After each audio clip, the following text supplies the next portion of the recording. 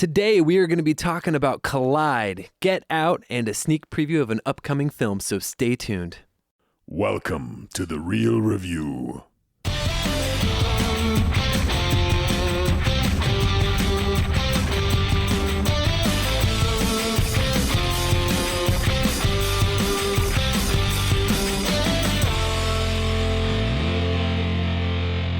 Welcome to The Real Review, sponsored by Parametric and Lazy Ape Studios, where you get some of the latest happenings, real thoughts, and perspectives in the world of film and television.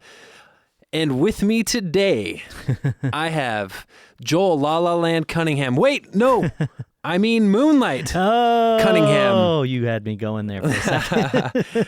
Yeah, that's pretty good. Very clever. Yeah, well, and so I'm with Matt Bees Knees Hay. Oh, My snap. nickname for you today, The Matt. bee's knees. Yeah, talking about mistaken identities there. I'm guessing you watched the Oscars.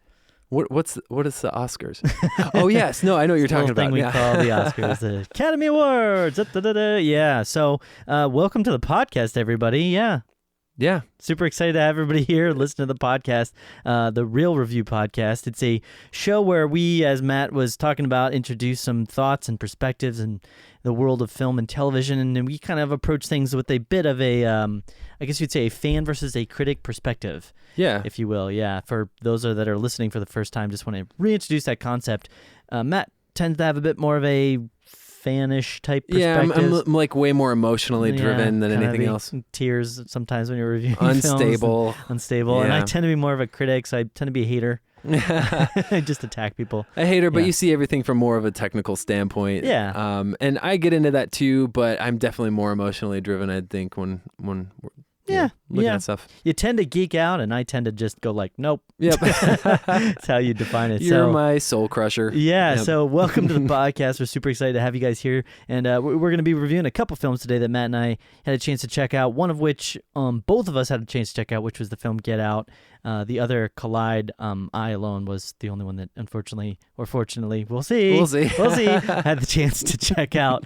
And yeah, we're going to be talking about a bit of a sneak preview. Yeah. So, Joel, you know a guy Yes. who got to check out a sneak preview of an upcoming film. Yeah, right? friend of a friend, if you will. Okay. Yeah. Okay. And it was an interesting conversation that I had All the right. opportunity to have with this person about this sneak preview. Okay. And so I just wanted to share a little bit about it because I thought that their perspectives were good. Okay. And so I just wanted to talk a bit about it. And, there's sneak previews are really fun for a lot of times because you end up usually going to these movies, and I think you never know what you're going to see. Right. I don't get to go to a lot of them. I don't know, Matt, if you get to go to a lot of them. Nope, I'm not fortunate enough. You're not fortunate enough. So it's rare. You don't always get a chance to go to these. But this guy that I know, he's for whatever reason, he's always going to these sneak previews.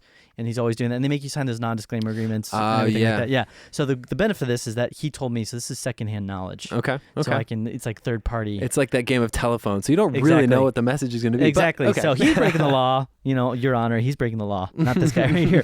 But he went to go see a film, and I'm still going to keep some info a little bit, like, not talk about Sure. too much detail of different things. But this is a film that's coming out in May of next year, I believe. And it's got a lot to do with slow motion.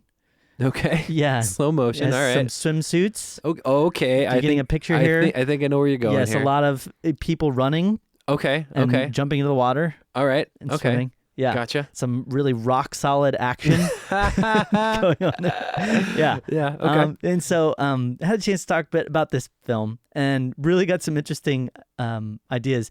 The thing was that the previews are really saying, and they're showing, is it's almost looking like the film is going to be, it's like an action-y type film with some comedic elements maybe, but it's mostly action with a smidgen of kind of like some humor, really goofy humor at times, and like slow motion chicks and running and things like that going on.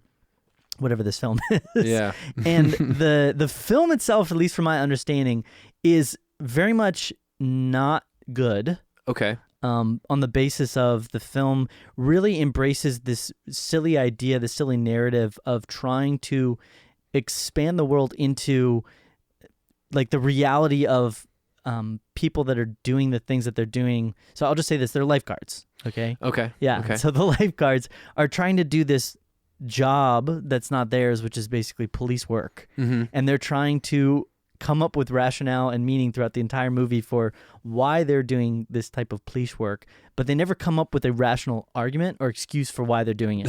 And so literally the entire movie, they're kind of breaking the law. Right. Because lifeguards, There's like jurisdiction or something. Exactly. Yeah. They have a certain limited jurisdiction, which is like the beach. Okay. You know, and so the rationale that they're constantly, one of the characters I believe is constantly saying like, we can't do this because we're lifeguards, and everybody else just goes, shut up, we want to do it, so we're gonna do it. And the other thing that I heard about this, if you're familiar with the original sort of show that this was based on, it's kind of famous for this slow motion effect of bodies and chicks and girls and like skimpy outfits and things like that. They actually worked really hard with this movie to really fight against that. Really? Yeah, and even in the preview, it's funny, they make it look very much like it's going to be like all like hot girls and, you know, things happening, but it's very much more so they do their best to not make it like that. Oh, really? There's a scene that happens about half of the way through where when your friend that you were talking to was describing to this, he obviously went into detail. Super detail. Okay. Yeah, I mean, he like could have written out an essay. We talked a lot about it. So okay, cool. Yeah. So a scene that happened about halfway through the film, a naked man just kind of basically lying on a gurney, dead guy, and just for like 5 minutes, just close-up shot right of a guy. Woohoo! Really? Bottom half, yeah, right in the screen. Wow. Yeah, great stuff. And there's another shot that's like the first within the first 10 minutes that I've been told that there's this guy gets a lower portion of his body, not to get too graphic, stuck in the slats of a wooden chair. Oh no. And then can't get the swelling to go down. And no. So hijinks. So it's like they're constantly trying to go overwhelmingly in the opposite direction by making it. And there's like another scene with like, I guess a guy is like showering naked in front of like all these people, and all these girls walk in and like laugh at him. So they're like kind of like constantly trying to make it like, no, we're not being sexist. This isn't sexist at all. Right. And they do still have, you know, the obvious moments of like, you know, the girls with the skimpy outfits because they have to, I guess, to appease. I think the problem with the film is that it was trying too much. It was trying too hard. It came across, from my understanding, as being very silly and being like, it didn't really know what it was trying to do. If it was trying to be an action film, if it's trying to be an action film that didn't come up with legitimate reasons for why this action was taking place, and it just came across as really silly and goofy. Did your friend think it was funny at all, or? He thought, from my understanding, he kind of thought that there was like a few parts that were pretty funny. Okay. But for the most part, most of the humor was very obvious. And it just was kind of like, okay, I saw that coming. I knew that was going to happen. Kind of like a dime a dozen crude humor comedy. Yeah, it's like you can watch the preview for it, and everything that's funny is pretty much in the preview. Really? Yeah. I didn't. That's crazy because I didn't think the previews were that funny. Yeah. The previews, yeah. So if you like that kind of humor, then I mean that's right up your alley. Wow. And there was like maybe 3 or 4. From my understanding, they tried to do something with it stylistically where they really made it. So there's like the 2 main story elements. One of them is the one I talked about, which is these lifeguards are trying to come up with this. They're trying to solve this crime, but they're constantly trying to come up with this like justification for why they as lifeguards would be the best suited to do this work, which they never come up with justification for, in my understanding. And then the second is there's another one of the characters who's going through this like, they're trying to like overcome their dark past and their dark shadows and everything like that. And that story arc is interesting and it actually takes you somewhere, but it really doesn't build to anything. It doesn't lead to anything. Gotcha. You know, it just kind of happens. And so, yeah, I'd say on a scale of, you know, I mean, what? Yeah. Did he rate it? Yeah. Like on a scale of 1 to 100, when I asked him to like rate the film, I'm pretty sure he said around like an F plus. Oh gosh, you know, D minus kind of range. Yeah. So all right. So that's. I mean, it's still gonna come out. I still have to see it. Matt, you still have to see it. Yeah. Well, we'll see what happens. Maybe I'll just give this one a pass. Yeah. And just say like, maybe not. So yeah.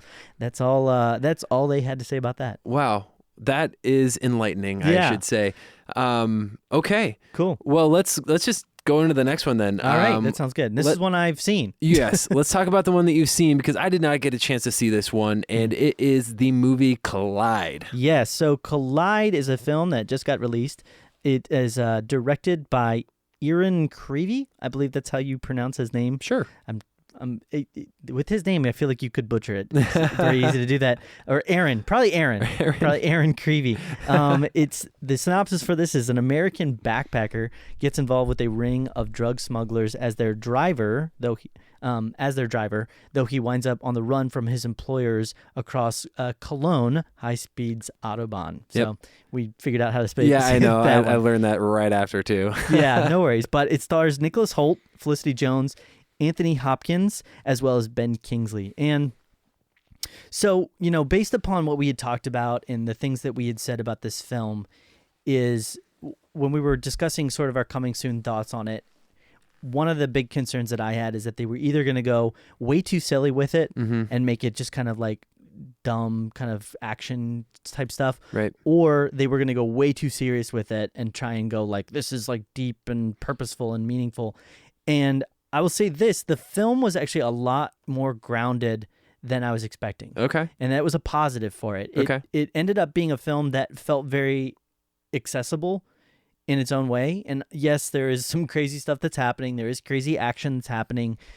Nicholas Holt's character, a good example of this is that, Nicholas Hoult, and I did say this when we were discussing this in the coming soon. Yeah. He's a good actor to me at times, and he did a decent enough job in this film. He's never come across to me as like an action star, like a fighter, that gets out there and shoots the guns and takes the bad guys down. And in this film, that's definitely the role that he's functioning not in that role. He's kind of like on the run the entire movie, and that's kind of the role that he's tend to function in most of his films. He's kind of always running. Right. And he's got a couple shots and a couple scenes where he does kind of put up a bit of a fight, and he does decent enough serviceable job there, but it's mostly just him going from event to event to event to event. But they did a good job at the very beginning of the film grounding it in some really decent kind of reality. So basically Nicholas Holt's character is working for Ben Kingsley, and Ben Kingsley is like this pimp sort of character in Germany, and he not in addition to that, he also sells drugs, and he gets cocaine, and I'm guessing mostly cocaine, but other drugs or cocaine in general from Anthony Hopkins. Okay. And so the setup is, Nicholas Hoult is been working for Ben Kingsley for a while and doing this for money, and he ends up meeting Felicity Jones at this sort of rave bar place and hits it off with her really well. Yeah. They get connected, and so he quits the life. He's like, I'm done with this drug running. It's dangerous, and I'm just going to spend all my time focused on Felicity. And so he gets a job at like a metal construction yard. It's always for love, man. Exactly, yeah. And so their romance starts going, and they're doing well with each other. And then there's this kind of fallout that happens between Anthony Hopkins and Ben Kingsley, and I'm spoiling some stuff here, but I'm not going to spoil what happens at the end too much, but I will talk about kind of the setup for everything because it helps me to explain that so I can talk about the story. Yeah, sure. So Anthony Hopkins and Ben Kingsley have this falling out where Ben Kingsley is saying that, I work for you, I do all this really good work, I deserve a split share, 50-50. And Anthony Hopkins comes in and says, you're not good enough for that, you're lower class, you pimp and you do drugs and all this other stuff. Oh, wow. So you're not good enough for me, so no. Yeah. And then, fast forward months, and then Nicholas Hoult and Felicity Jones' character, so Casey and Juliet, Juliet. Really? Yeah. Is that okay? Yeah. So, and they say something like that in the film. They're in love, and they're living together, and they're doing things, and then she gets sick. Yeah. And so of in course, the snow, right? Yes, in the snow. So yeah, they're doing this really stupid. But the thing is it's kind of cute. They're like she's like daring him to do something. It's a little more endearing than what the trailers played it off to be. Okay. So and that's the thing that I'm saying. It's really grounded. Like even in their interactions in the club, he had some kind of goofy lines that he says to her, but they felt real and they felt honest, and it didn't feel like super staged. It felt like he really did like her, and she really did like him, and it really felt like it would be a normal relationship that I would see between people. And even the interactions between Ben Kingsley and Anthony Hopkins felt, for the most part, very real and very honest. Anthony Hopkins legitimately looks at himself as like a better class person. I mean, he lives this high class lifestyle. He drives these nice cars, and that's how they smuggle the money, is through these really high end vehicles. And he owns this major conglomerate that ships and transports things all across the country. And Ben Kingsley's, he sells women and he sells drugs, and so he's lower class. So it all fits, and it was all there. And when they get into the action, it does feel a little bit manipulative in the sense that, like, okay, of course, she gets sick, so it's going to force them to get back into this world of drug running and everything. But they handled it well, and they set up this heist for Ben Kingsley's character to sort of get money. He wants to get one over on Anthony, and so he goes back into the thing, and he needs some money fast to afford to get Felicity Jones's character Juliet a kidney transplant. Okay. And so they do this big job to get the money so that way they can he can pay for it.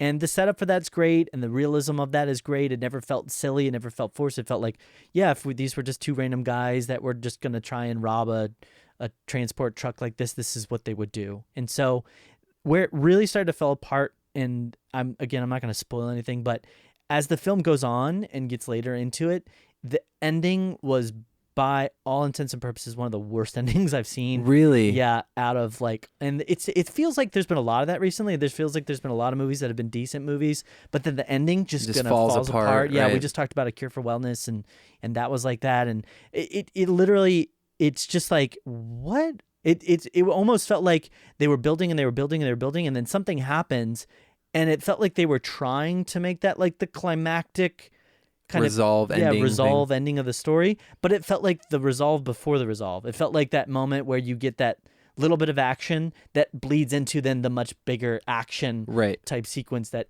ends the film, you know? So it does that, and then it just ends. And you're just kind of like, what?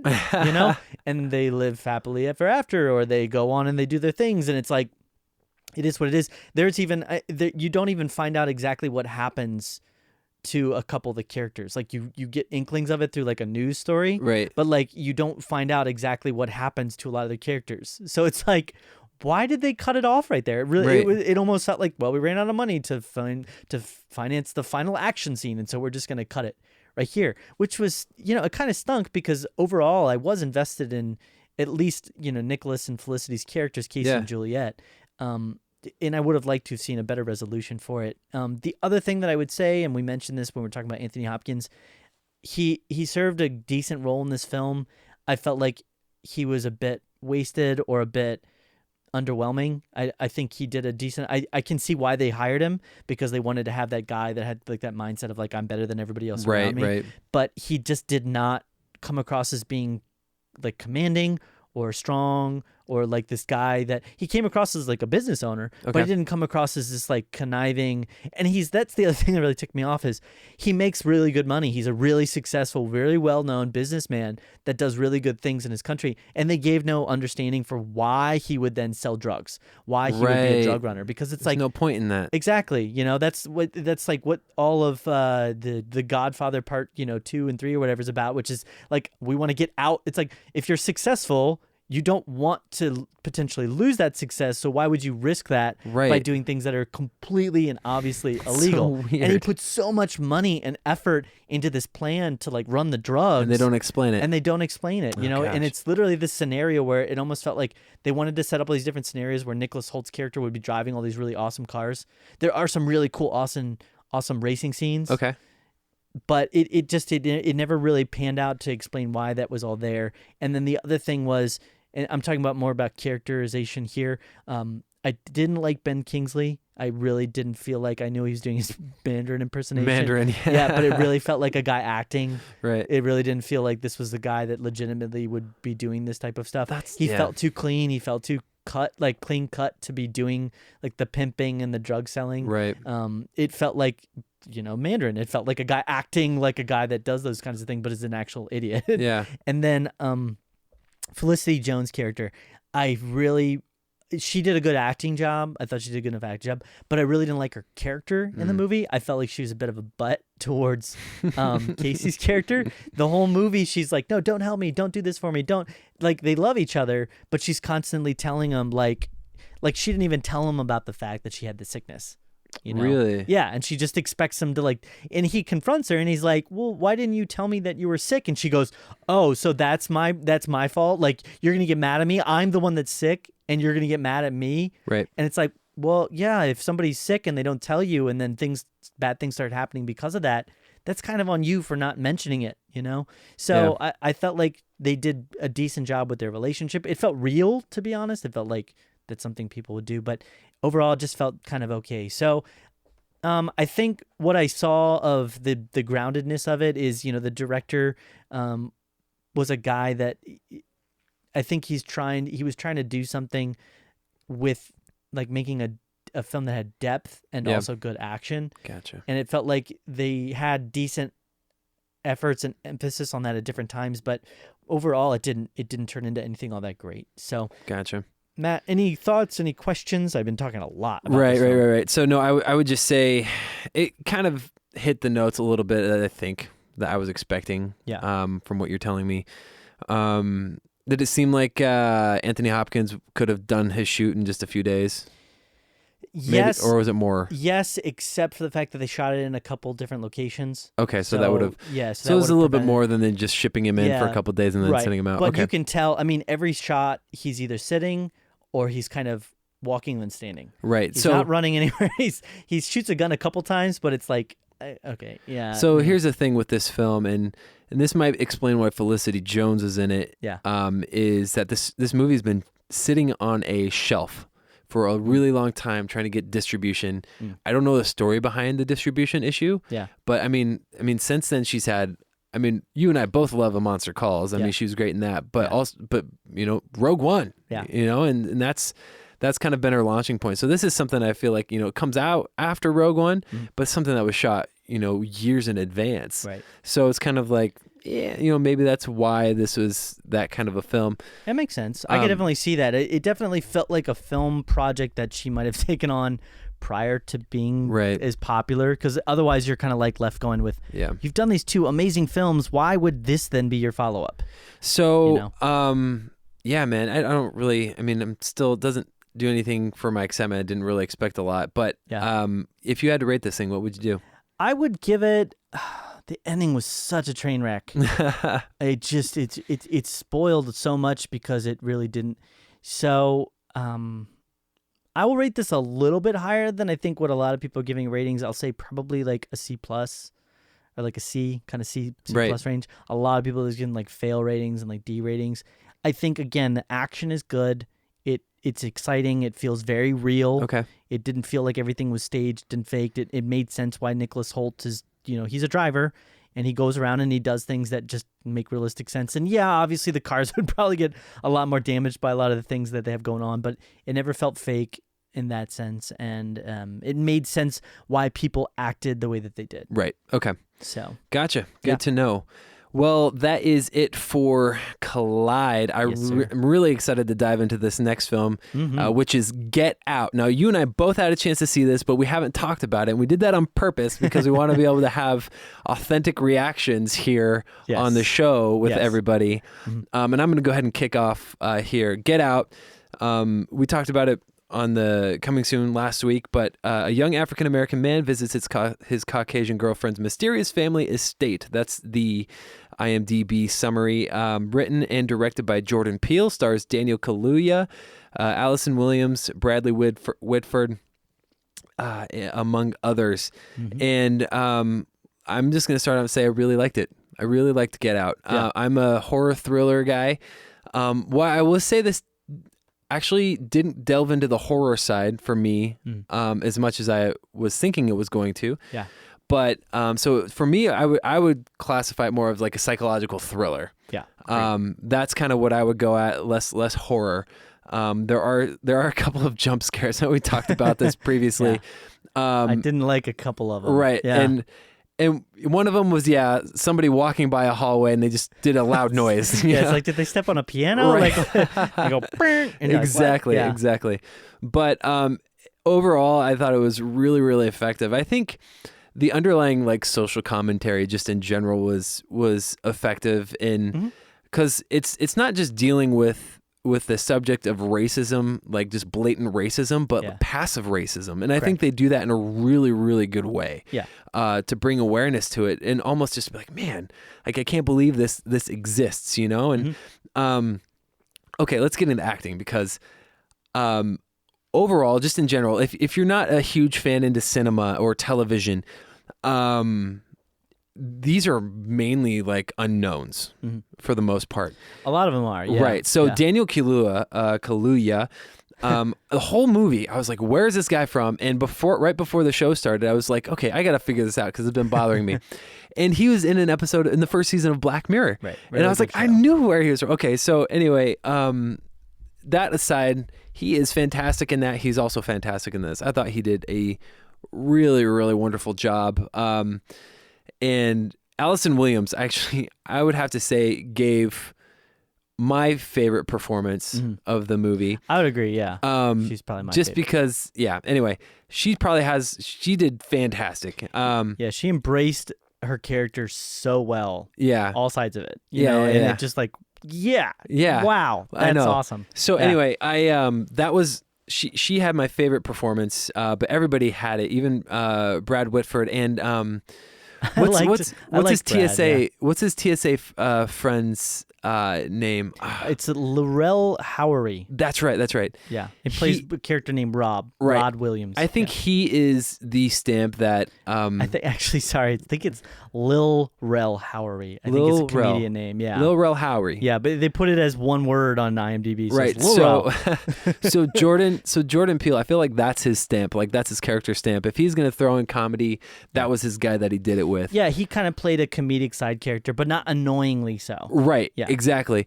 And I think it was appropriate too. So it wasn't like everybody was funny. Like if they're gonna make someone funny, they made the funny guy funny. Right. You know. Yeah. And I thought that was awesome Yeah. that he didn't stray from that. I got to give it to Jordan Peele for his debut outing and writing on this. I'm impressed. I'm really impressed, and I'm actually really excited to see what else he has in store. In addition to all of that, I was really locked in. A lot of people would say it's kind of a slow burn, but I wouldn't say that because I was actually really interested in all the little interactions and all the little like the conversations that like at that party. There's like this party sequence where Daniel Kaluuya's character is interacting with Allison's extended family, and just all these like little conversations. I was like, man, this is crazy. Yeah. And I was so locked in that by the time it got to the end, I felt like it paid off, and it paid off well. Yeah. So I really, really liked it. If I were to bring in some like negative parts of it, I would say that there were a few moments where they didn't let some of the serious tension last long enough before throwing in a joke. Yeah.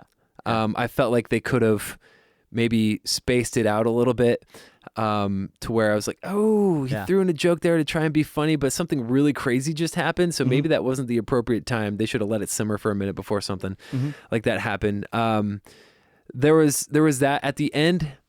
I can't talk about it too much without getting too spoilery, and if you want to stay tuned after this, we're going to get into a little bit of a spoiler segment where we'll talk about it. Yeah. But some stuff happens at the very end of the movie that that could potentially make you have to suspend your belief in kind of what's happening. Yeah. It goes there. It goes there. Yeah. So that's really it. Other than that, I really enjoyed it. I don't have a lot of negative things to say about it. Yeah. But Joel, you saw this too, and I'm dying to hear what you thought. Overall, I actually really enjoyed it as well. Awesome. So we talked about this in the coming soon. I'm not a huge fan of the horror cinema type stuff. This, I agree, did not really go horror. There was definitely a couple moments where it was getting there close to the end, right, into the horror. But there was only maybe, even in the very kind of opening shock moment of where they're driving and the deer, which is in the trailer, so I can talk about that. Yep. That wasn't as gruesome as I thought it was going to be. They could have made that horrific with blood and everything, but they didn't. They didn't do that. So there wasn't a lot of violence. There wasn't a lot of gore. It gets there. I really liked the slow burn. I really liked, I think, the character acting from all of the people felt charactered, but for a reason, you know? And that was one of the things that we talked about as well, which is it felt almost silly. It felt almost, it felt purposefully like Stepford Wives. Yeah.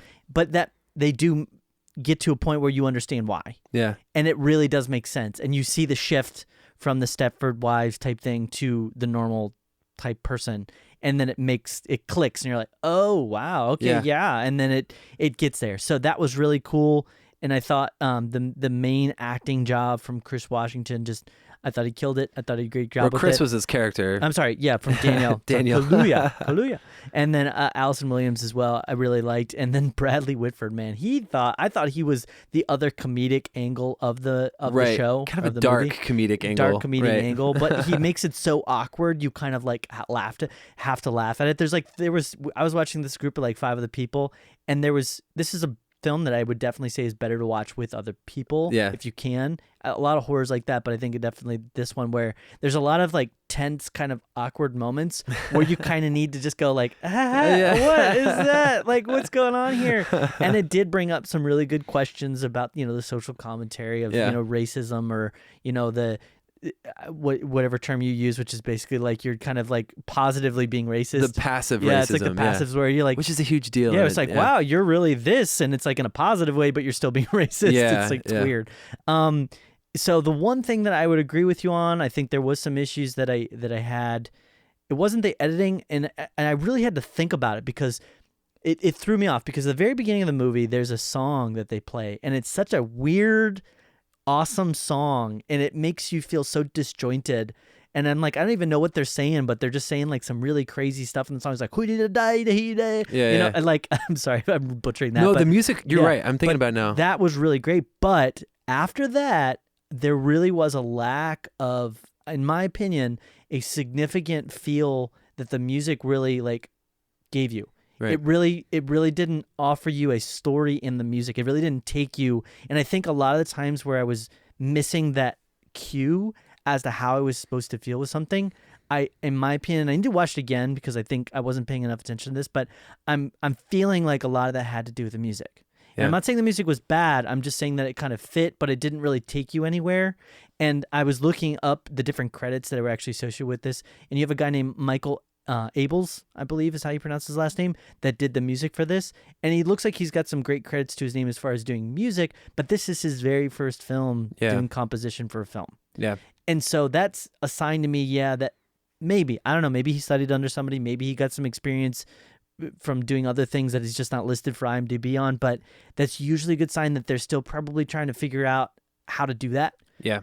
Trying to figure out how to tell a story with the music, because I think that, if anything, that was the thing that kept it from really just engaging me to that super high level and kind of made those awkward moments where I'm like, okay, I think I get this, but it didn't quite get there, Yeah, there were a couple moments like that. I think you're right. I mean, the music is so important, especially in a horror film, if you think about it, and building tension. Yeah. Because that's well, it's not even a horror film, I guess. It's more of that thriller. It's all about tension. Yeah, and there was a lot of effective sound design. I mean, like the scene where he's doing the sinking thing. I'm not gonna get too that's detail, in the trailer. You hear that whoo kind of sound, and there was like the moment when the deer hits the car and it's like, it's super loud. So it was a really effective sound design, but it was the music itself beyond. And that's what threw me, is because that first song was great and it really set you off. But then after that, it doesn't really do much of anything beyond that. So, yeah, man. Anyway, so it just looking at it as a whole, I want to rate this thing first because I really enjoyed it. Yeah. I would have to say.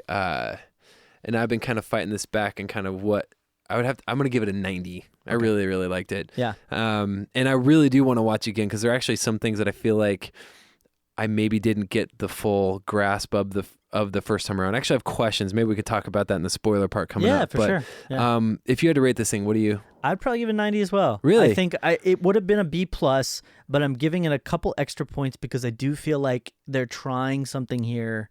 It's like, there's definitely elements of this being other films and other pre-made things, but they're really trying for something here that has a different tone, different feel. It's that horror humor kind of hybrid that he really went for, and it worked. Yeah. So I'm giving it some extra points for that. Cool. That's awesome. So 90s, man, across the board. That's good. Yeah. So what I want to do right now is, if you're listening to this and you haven't seen Get Out and you don't want to be spoiled, go ahead and end the episode. Yes. If you're playing in your car, turn your car off, get out. Right. I'm just kidding. Pause it. Pause it. This is the spoiler section. We are now going into the spoiler section. Officially. You have been warned. Okay, so I alluded to this. We're getting into the spoiler section. If you haven't left, stop listening. It's your fault if you're still listening. I think you're giving them enough warning. Okay. So I had mentioned that Allison Williams was my favorite character. Yes.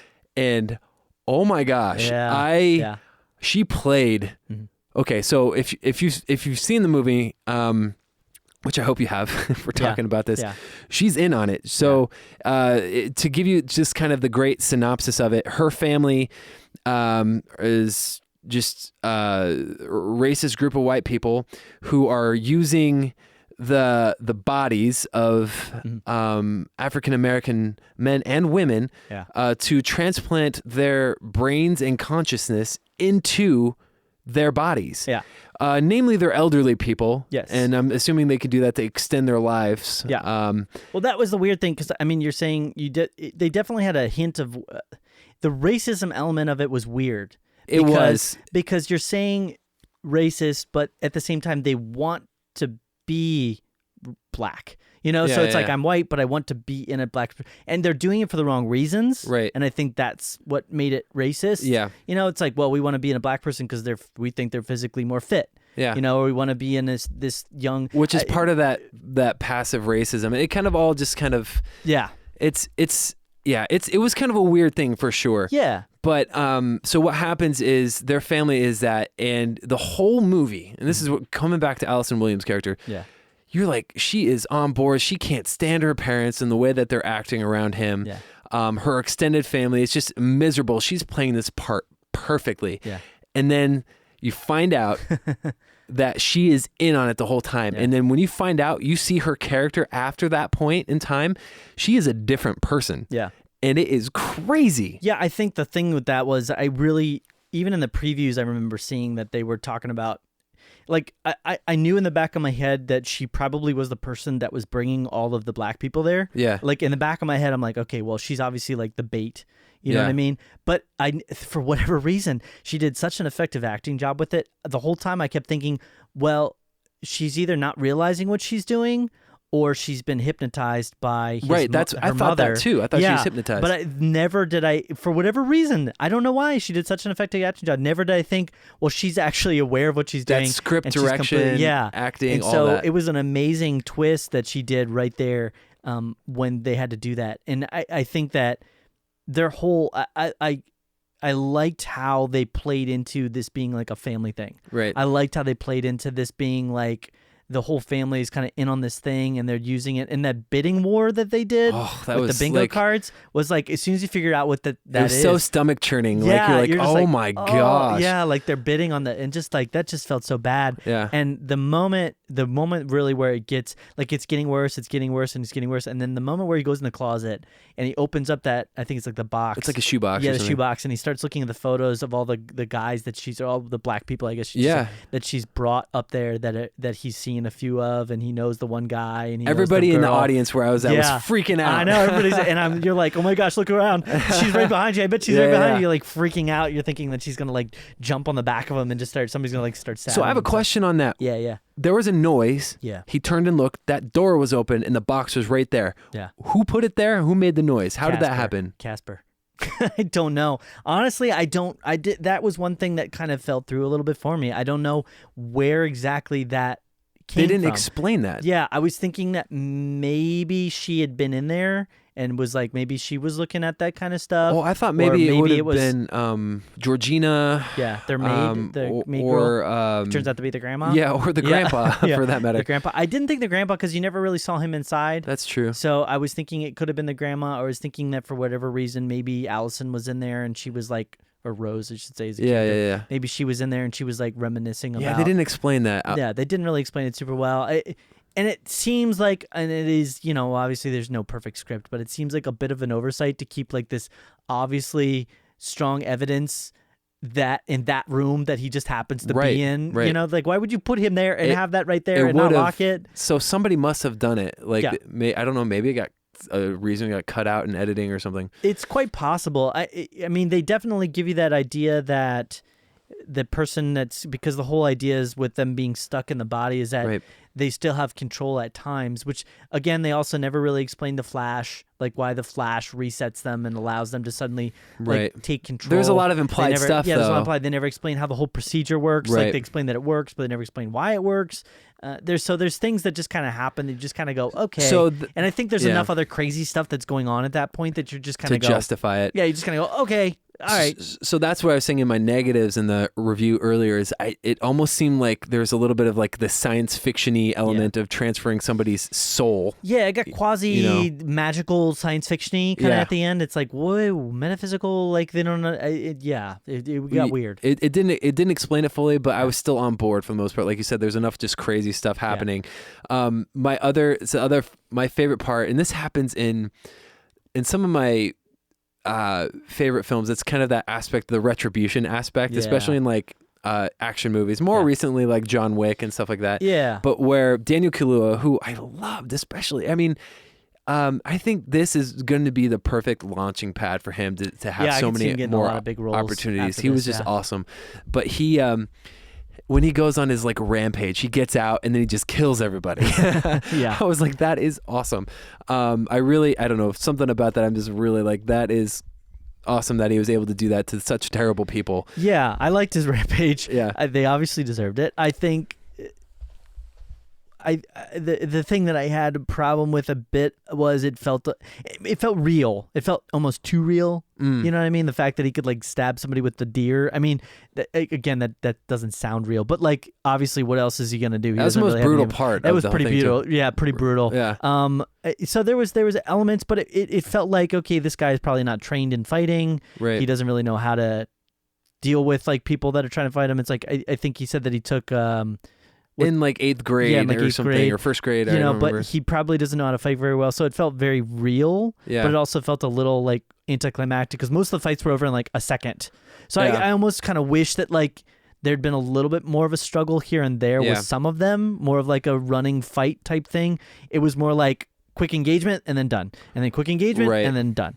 And so that was kind of one small aspect of the fighting that I didn't really like. Yeah. And then, but one of the things that I really did like is how there was this, we talk about a film being like focused, and elements of the story played out like they started in one part and then they played out fully later. And like a perfect example of that is, when they hit the deer in the beginning of the movie and you're like, he's staring at it and it's kind of this awkward moment and you're thinking, well, like maybe that has to do with just like they're just trying to set up this weird awkward tension. Yeah. And he's like somehow drawn to it. But then later you find out when Catherine Keener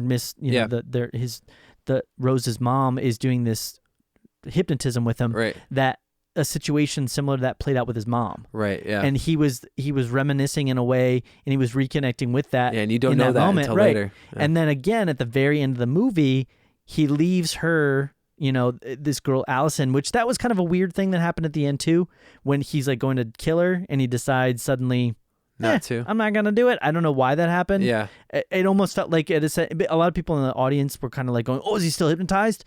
Like, is the hypnotism getting him?" And so that felt a little strange to me. But it did leave a good metaphorical kind of symbolic thing that he's willing to just like leave her on the road bleeding to death. Right. So So other than that, I would just say the whole family is super creepy, especially the son who played Jeremy by Caleb Landry Jones. Yeah, I haven't seen him in anything before this. Oh man, so creepy. Even his look was just super creepy looking. Yeah, he had that look of like being slightly malnourished. He looked like the creepy Macaulay Culkin like photos that you see, like yeah. Oh, you know what? He was in X-Men First Class. That's what I see him in. Who was he in X-Men? He was let's see here. I don't remember the name of the character. He was the one guy that shoots the giant balls. Oh, Banshee. Oh, okay. Yeah. Oh, he looks really different. Yeah. Wow. So he's grown up. Okay, he's all grown up. Yeah, but he looks kind of freaky. He looks a bit emaciated almost at times, and maybe that's just who he is as a person. But and then he's got kind of the long hair, and he looks like he's a bit haggard and everything.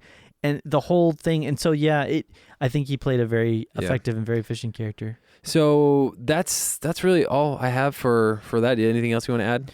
No, Okay. I think it's a good movie. Cool. I would say it definitely was better than I expected. Yeah, and so I would recommend it. Obviously, it's rated R. Don't take your kids to it, but it's less on the horror side. I don't know if that gives anybody else hope. It still has tension, still has a couple of moments that are probably unnecessarily scary, like jump scare moments, but I did really enjoy it as well.